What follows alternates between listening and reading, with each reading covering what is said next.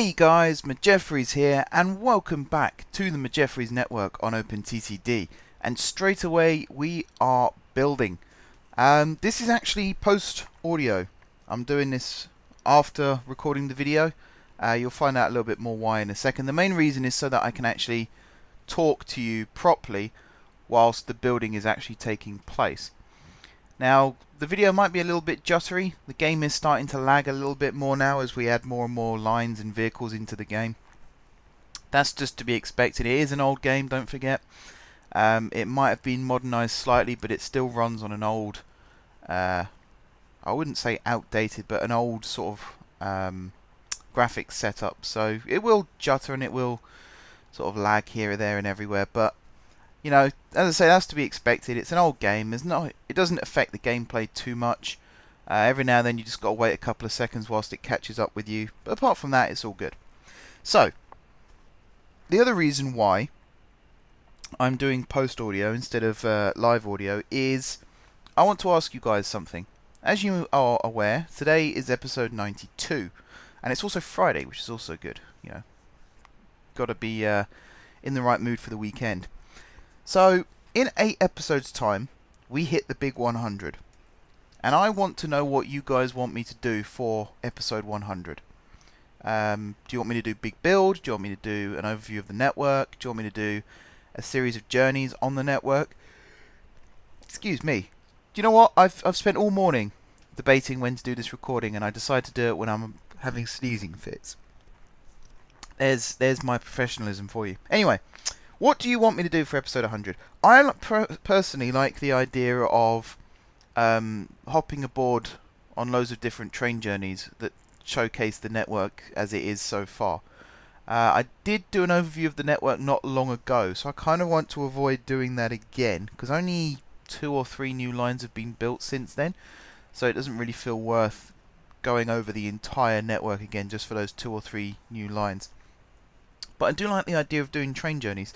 Someone requested that I do that. Very similar to what I used to do in Cities in Motion 2 when I'd select a line. We'd build a new line and then I'd show you what it was like to actually ride on that line. So I'd hop aboard a train and do a journey, or I'd hop aboard a bus and do a journey, whatever it might be. So I'm personally favouring that idea, but it's up to you guys. What do you want to see for episode 100? As always, drop some comments down below with your ideas, and the best ones will be chosen. And I say the best ones because there's every guarantee that we'll end up doing more than one idea. The next thing I want to talk about is comments. And I say talk about comments, reply to comments. So let's start with let's start with Reedy Reed. So Reedy Reed asked what my PC specs were, which I need to do. I need to do an FAQ page, and I will get around to doing that at some point, I promise. You know how long it took me to get my downloads page up. And speaking of my downloads page, the conversation originally started with what are my PC specs, and I think I read out what my motherboard is, but the other ones I still need to look it up and get back to you on that. But apparently I didn't have a downloads link on my description. In my description, and I checked, and you're right, I didn't have a downloads link, so I do now. It's there. It's been there for the last 2 days, I believe, but I didn't announce it, but it is there. So if you want to go to the downloads page now, it should be the 3rd line after the description, if that makes sense. So I say what the video is about, and then I do the whole thanks for watching, and then it's the 3rd line of the thanks for watching section, just above the NewGRFs list. So go ahead, check that out. Those of you who haven't already, those of you who have, thank you for your support. Doesn't actually, you know, I don't get anything from you downloading from the website. Hopefully you don't get anything apart from what you want from downloading from the website. Obviously everything is checked before it's put on there, so it's all safe and clean. So yeah, that link is now there. The next thing Reedy Reed said was I should rename Guard City St Michael and St Peter to Queen's Interchange St Peter as a parody of King's Cross St Pancras. If I didn't have the rule of every terminus in Guard City being called Saint something, I so would do that. I could do that elsewhere on the map. You know, there's loads of termini still to be built for all these main lines that we're currently constructing. So I could well end up doing that elsewhere in the network. But I do like that idea. I think that's a really cool idea. James Moton asked, why is episode 90 of OpenTTD series set as private? I tend to upload my videos around midday. Which means, because they're scheduled to go live at 8 PM UK time every weekday, because that's just... I don't know, actually. I never surveyed it. I just did that as a random time, and people seem to like it. So, you know, if you want me to change the upload time, all you have to do is ask. But at the moment, people seem fairly happy with that. So I'm not going to change it over one or two complaints. You know, it'll have to be a substantial number of people before I consider changing it. But there's about a 6-hour gap between me uploading and the video actually going live. So the video appears on the playlist, because I add it to the playlist as soon as I upload it, but it's not actually available to view until it's published proper at 8 PM UK time. So that's why it appears, but you can't actually watch it. It's just so that if there's anything wrong with the video, it gives me time to change it, and it also just guarantees that the video will go live. If I discipline myself and say that it has to be uploaded by midday, then it will be uploaded by midday. Whereas if I say it's got until 8, there's every chance that I'll be distracted or something will come up, which means I can't actually do it. So yeah, it just means that it goes up when it's meant to go up, and you just have to wait until it's published. It's not too long, really. It's manageable. It's just some people, I get that too. Some people, they see the video and they just think, oh, why can't I watch it now? But that's the reason. Baptiste has corrected me on my French pronunciation again. So I got Châtelet right for the metro/RER station in Paris. But it's not Les Allées, as I called it. It's Les Halles. Apparently you don't pronounce the ES at the end. So, Baptiste, have I got it right this time? Is it Châtelet Les Halles? Oui? Yeah? I'm just going to say, yeah. But yeah, I replied to that saying that the station has a similar setup to Bank/Monument. So today is Friday. 2 days ago, Wednesday, one of the reasons I wasn't really replying to comments much is because I was on the tube. I was in London, and I didn't have Wi-Fi switched on, because I actually forgot that we have Wi-Fi on the tube now. But I went to London to see a show called The Chase being recorded, which was really cool. Really, it's different when you see it live. Personally, from a media point of view, I find it very interesting to see how these shows are made. And from a fan of the show's point of view, I found it very funny to see how the show's made, because there's a lot of outtakes and stuff that you don't get to see in the actual show. Mainly because it's a family show, so all the swearing gets cut out. Anyway, I ended up... Where I went is a place called the London Studios, which is sort of sandwiched between the National Theatre and Tower Bridge kind of thing. It's in that rough location. You can't really miss it. If anyone watches Ant and Dec Saturday Night Takeaway, the big tower that they have to climb up every year, or bungee jump off, or whatever it is they make them do, that's London Studios. So that's where I was. So I took the boring way there. I went to King's Cross and then took a train from St Pancras to Blackfriars and walked. On the way back, I wanted to do something a little bit different. So I ended up with me, my family, and a friend of ours walking to Waterloo, and then getting the Waterloo and City line to Bank, and then walking from Bank to Monument, which is technically one big station, but it's two in one, which is where this comparison comes in, to get onto the Circle line to go back to King's Cross. Not realising that some kind of maintenance, or because it was late at night, they'd actually shut a load of the corridors off. So get this. Normally, from the Waterloo and City line, you'd go up to surface level, across to Monument. Well, you wouldn't go up to surface level. You'd go up to just below surface level, walk across to Monument, and then take the escalators down to Circle line platforms, Circle and District line platforms. Instead, from the Waterloo and City line, they made us go down to the Central line platforms, walk all the way along the Central line platforms, and then go back up to the Northern line level, walk along there for a little bit, then back down to the DLR level, and walk along the entirety of the DLR platforms, and then back up on top of the Central line platforms, and then finally to the Circle line. It was ridiculous. Why have they done that? I didn't read anywhere beforehand that they were doing maintenance or anything, so it must just be the route they do at night. God, it was a pain. So even my feet were hurting at the end of that. I can't imagine how anybody else would feel after doing that journey. But Bank and Monument is the comparison that I'm making to Châtelet Les Halles, because it's the whole idea of two stations actually combined into one, and that's going to happen a lot when Crossrail opens. Like Liverpool Street and Moorgate tube stations will actually be connected by the Crossrail platforms. What else have we got? Reedy Reed asking if I've got anything exciting planned for episode 100. Yes and no. As I've already said, I have my preference, but it's up. Excuse me. I have my preference, but it's up to you guys. James Merton asking, do I live in Paris? No. I'm not French. I have never lived in France. I've never lived out of England. Outside of England. Let's get my English correct. I'm not going to say exactly where I live. I've hinted at the town in the past, but I don't particularly want people turning up on my doorstep, so I'm not going to tell you exactly where I live, but it's just north of London. Just north of London.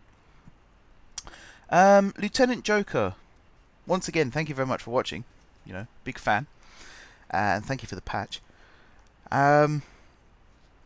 He has said about the ICE in Germany. I call it the ICE. Imagine a lot of people in England call it the ICE. Just because it's spelt ice, But it is actually called the ICE.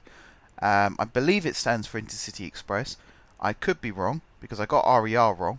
That stands for something completely different to regional something. Regional Express Railway, I think I called it. It stands for something else. He also says about... I remember the conversation we were having a couple of episodes ago about, do trains drive on the left or the right in Europe? Lots of people said they drive on the left. I was a bit sceptical about that, if I'm perfectly honest. I wasn't 100% sure whether to believe that or not. And I was right not to. And this is why I was sceptical, because I was in Amsterdam last year. Those of you who've watched Cities in Motion will know this. I was in Amsterdam last year, visiting family. And the trains there drive on the right-hand side. So I was a little bit confused as to when people said that the trains drive on the left in Europe, because my experience, they don't. And Lieutenant Joker sort of agrees with me. A lot of them are currently switching to right-side operations. So when he was living in Austria, they switched the S-Bahn to right side.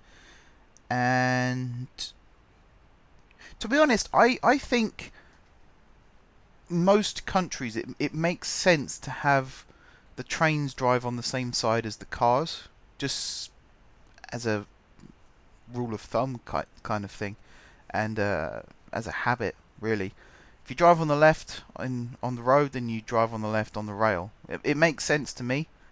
I wouldn't say that it's necessarily...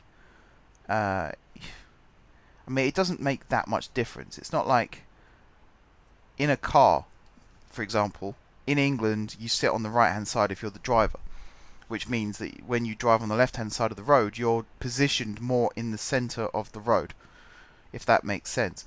In a train, you tend to sit in the middle in modern trains, and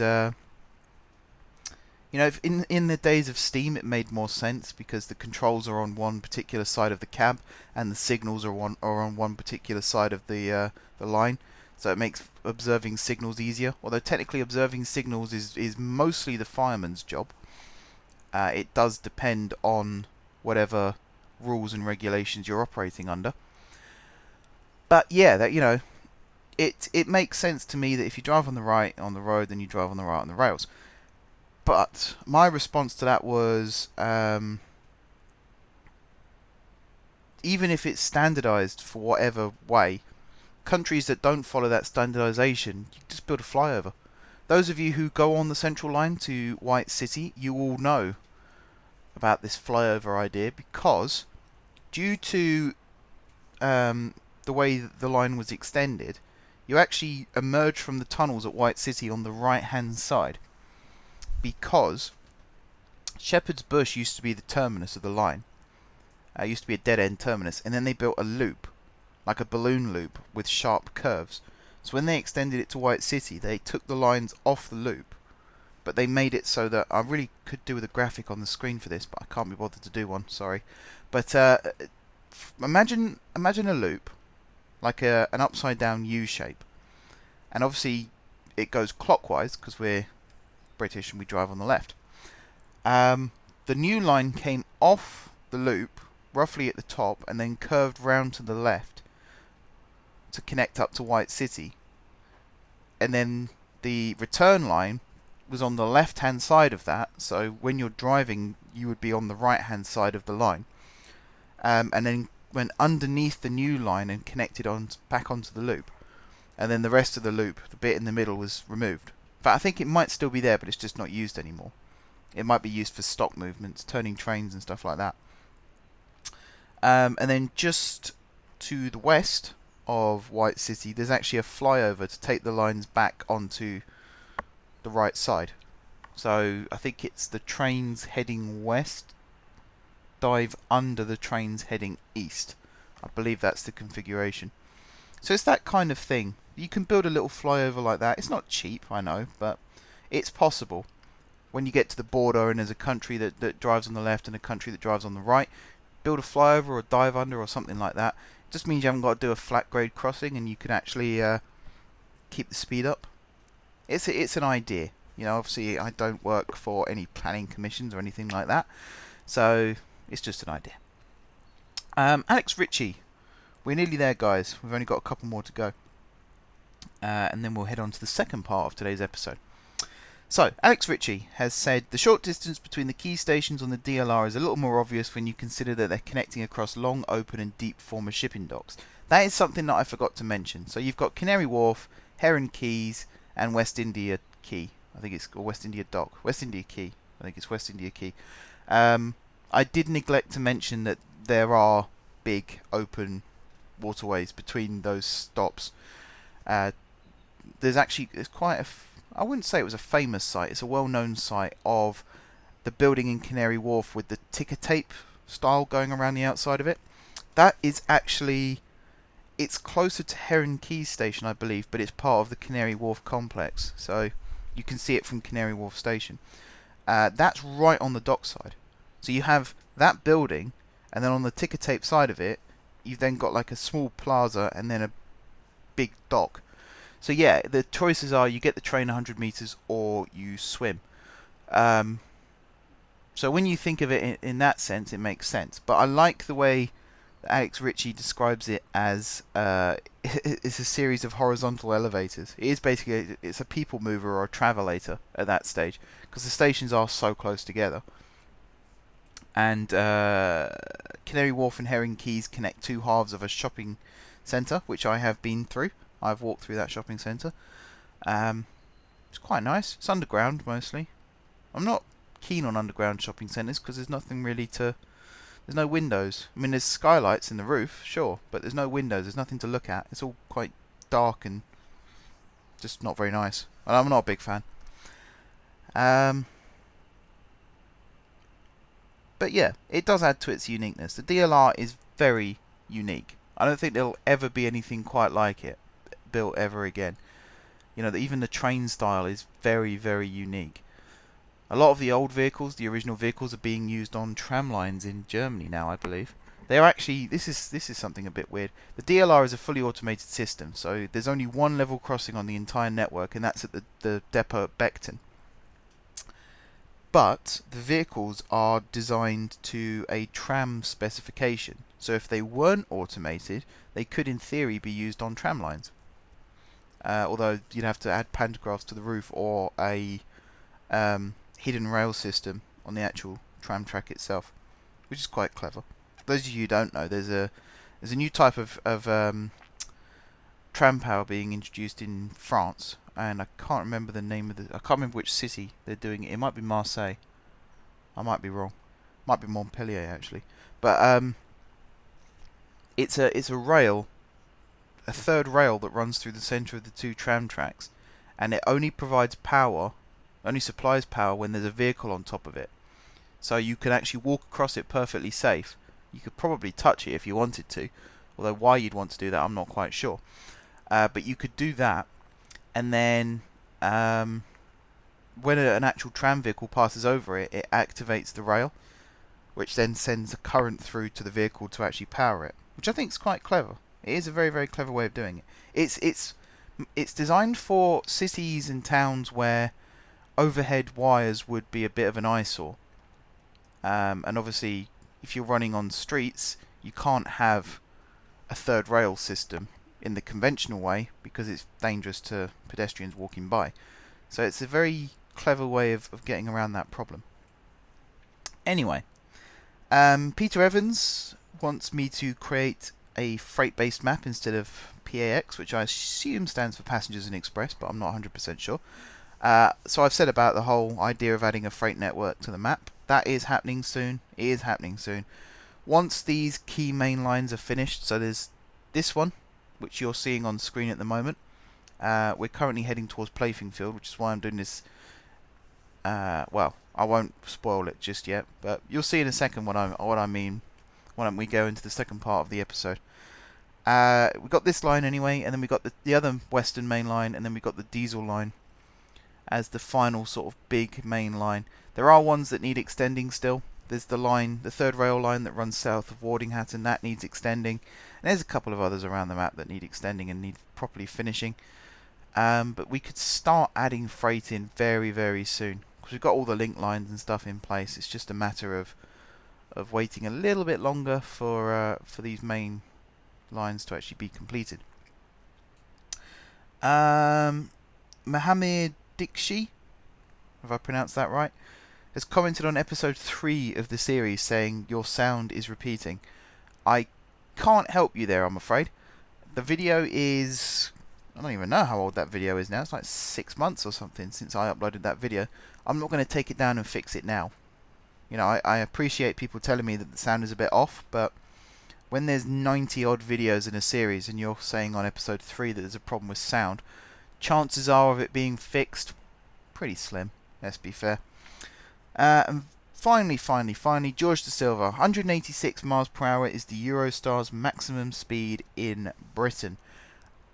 That is still true, I believe. The E320s, which are the current Eurostar, well, not the current, the original Eurostars, Class 373s, I believe that's their top speed, but the E340s, which are the new Valero trains, they might be allowed to operate faster. For those of you who don't know, by the way, 320 and 340 is the maximum operating speed in kilometres of those trains. But that might just be on the European mainland. In France, for example, they'll be allowed to go up to 320 and 340. I don't know. Someone needs to tell me. But that just about does it for reading out comments, guys. Once again, leave some comments down below for ideas for episode 100. I'm asking you now so that there's over a week for me to actually plan it. So please get back to me as soon as possible so I can properly plan out. Excuse me, I've got hiccups today as well, which doesn't help. So I can properly plan out episode 100. I don't want to be doing it on the last day or anything. I'd like a week to prepare. So anyone who has any ideas for episode 100, this is the episode to be telling me. Apart from that, I could do something a little bit different for this series. I'm going to do a time lapse, and the reason being is there's a lot of construction work still taking place in this episode. So we've just gone past the second sort of interchange station, which is the final interchange station before Plafingfield. But once we get to Plafingfield, there's still a lot of little changes that are being made, and train routes being adjusted and things like that. So I didn't want to do that live because this video would end up being way over an hour, and in fact the original recorded footage is an hour and 18. I'm going to try and get it down to a little bit less than that, maybe 45 minutes, because I didn't think I'd be talking for 25 minutes, but here we are. So I'm going to let some music take over, I'm going to speed up the footage a little bit more to try and get this done quicker. I won't speed it up too much so you can actually still see what's going on. As I say, there's a lot of re-timetabling going on, which is what makes it really long. But hopefully you enjoy something a little bit different, something a little bit unique. Rounds up the week quite nicely. So enjoy the music. Thank you very much for watching. Don't forget to subscribe. Don't forget to like, comment as well. Give me those ideas. And until next time, I will see you soon.